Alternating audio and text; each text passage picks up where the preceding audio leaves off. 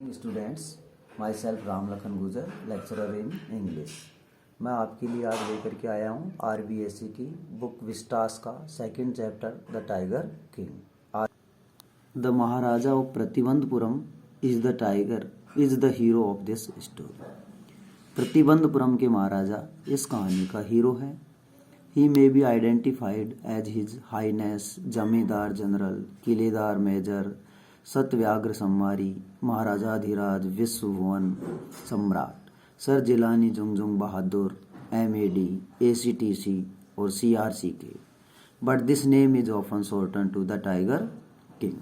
He may be identified, उनको जाना जा सकता है, महाराज, जमींदार जनरल, किलेदार मेजर, सतव्याग्र सम्मारी, राजा विश्वभुवन Samrat, sir Jilani Jungjung Bahadur, MAD, ACTC और CRCK। लेकिन this name is often shorten, इस नाम को छोटा कर दिया जाता है टाइगर किंग के रूप में। I have come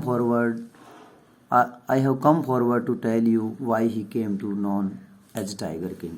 I have come forward to tell you, मैं आपको ये बताने आया हूँ कि उस राजा को why he came to know the tiger king, कि उसको टाइगर किंग के नाम से क्यों जाना जाता है। I have no intention of pretending to advance. Pretending का मतलब होता है बहाना करना। तो आई हैव नो इंटेंशन, मेरा कोई इरादा नहीं है आगे की ओर बहाना बनाने का। Only to end in the strategic withdrawal, और मैं केवल नीतिगत रूप से पीछे की ओर हटना चाहता हूँ। Even the threat of Stuka bomber will not throw me off my track.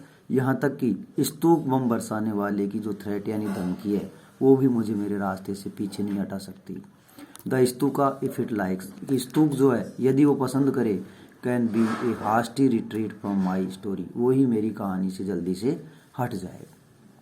Right at the start it is imperative to disclose the matter of vital importance about the tiger king. Right at the start, प्रारंभ से ही ये बहुत ही अत्यावश्यक है, imperative यानी अत्यधिक आवश्यक है, to disclose a matter of vital importance about the tiger king, tiger king की महत्ता के बारे में।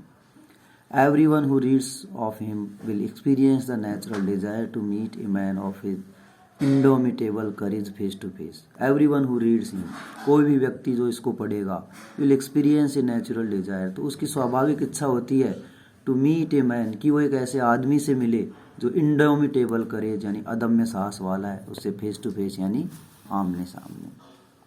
But there is no chance of its fulfillment, लेकिन उसकी इस उम्मीद का पूरा होने का कोई चांस नहीं है। एज भरता सेड रामा अबाउट दशरथ, जैसा कि भरत ने राम के बारे में दशरथ से कहा था।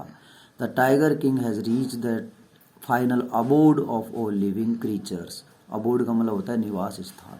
तो जैसा भरत ने राम से कहा था कि टाइगर किंग है सभी लिविंग जीवित प्राणियों के फाइनल अंतिम जो निवास की जगह वहाँ पर पहुँच चुके हैं। इन अदर वर्ड्स, दूसरे शब्दों में कहें तो the tiger king is dead, वाघ राजा मर गया है। The manner of his death is a matter of extraordinary interest. The manner of his death, और उसकी मौत का जो तरीका था, is a matter of extraordinary interest, वो बहुत ही असाधारण रुचि का विषय है। It can be revealed only at the end of the tale. Reveal का मतलब होता है रहस्य खुलना, भेद खुलना। इट कैन बी रिवील, तो इसका भेद खुल सकता है only at the end of the tale, केवल कहानी के अंत में। The most fantastic aspect of his demise was that as soon as he was born astrologers had told that one day the tiger king would actually have to die. As soon as, the most fantastic aspect of his demise, demise यानी होती मौत, उसकी मौत का सबसे रुचिकर पहलू वो था एज सून एज द, जैसे ही वो राजा पैदा हुआ, एस्ट्रोलॉजर्स यानी ज्योतिषियों ने फोरटोल्ड यानी भविष्यवाणी कर दी that one day the tiger king would actually die, कि एक दिन बाघ राजा को मरना पड़ेगा। The child will grow up to become the warrior of warriors, hero of hero, champion of champion. राजा योद्धाओं का योद्धा, हीरोओं का हीरो और चैंपियन का चैंपियन के रूप में बड़ा हो गया। लेकिन दे बिट देयर, बड़ा होगा, but they bit there lips and swallowed heart, लेकिन उन्होंने अपने होठ काट लिए, और स्वालो का मतलब होता है निगलना, और उन्होंने थूक निगला। When compelled to be continue, जब उनको बोलने के लिए, आगे बोलने के लिए मजबूर किया गया, कंपेल यानी मजबूर करना, the astrologers came out with it तो ज्योतिषियों ने ये बात कही, this is a secret which should not be revealed at all, कि ये एक रहस्य है जिसको अभी उद्घाटन नहीं करना चाहिए, उसको अभी बताना नहीं चाहिए। रिवील का मतलब प्रकट करना। And yet we are force to speak out, और यदि फिर भी हमको बोलने के लिए मजबूर किया जाता है, the child born under this star will one day have to meet its death, राजा ऐसे नक्षत्र में पैदा हुआ है कि उसको एक दिन मरना ही पड़ेगा। At that very moment a great miracle took place, और उसी पल, मोमेंट यानी पल या क्षण, एक बहुत बड़ा मिरेकल यानी जादू या चमत्कार टुक प्लेस यानी घटित होता है। An astonishing phrase emerge from the lips of the 10-day old Jilani Jungjung Bahadur, O wise prophets. An astonishing phrase, एक अचंभित कर देने वाले वाक्यांश, इमर्ज यानी निकले, from the lip of the 10 days, 10 दिन के उस ओल्ड जिलानी जुंगजुंग बहादुर राजा के मुंह से, ओ वाइज प्रोफेट्स, अरे बुद्धिमान संतों। एवरीवन इज टू ट्रांसफिक्स्ड इन स्टेपिफिकेशन, प्रत्येक व्यक्ति, ट्रांसफिक्स का मतलब है जड़वत, स्टेपिफिकेशन यानी अचंभे में, हर एक व्यक्ति अचंभे में आकर के जड़वत हो गया। They looked widely at each other, उन्होंने एक दूसरे की ओर देखा। एंड ब्लिंक्ड, ब्लिंक का मतलब है आंखें झपकाई, आंख मिचमिचाना। ओ वाइज प्रोफेट्स, अरे बुद्धिमान संतों। It was I who spoke, ये मैं हूँ जो बोल रहा था। This time there were no grounds for doubt, इस बार संदेह का कोई ग्राउंड यानी आधार नहीं है। It was the infant born just 10 days ago, ये केवल वो बच्चा था जो 10 दिन पहले पैदा हुआ था।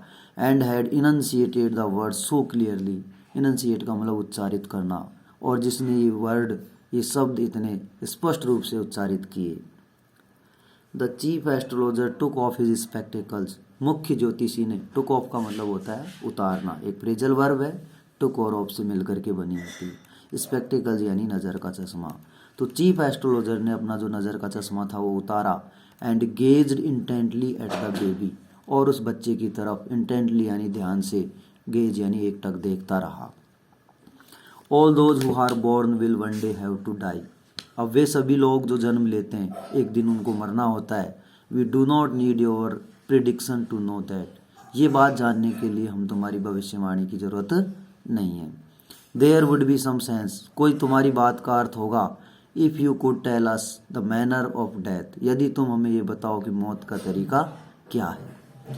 The royal infant uttered these words in his little squeaky voice, शाही शिशु ने, अटर्ड यानी अभिव्यक्त किए ऐसे शब्द, इन हिज लिटिल, अपनी छोटी सी चूं चूं ची ची की आवाज़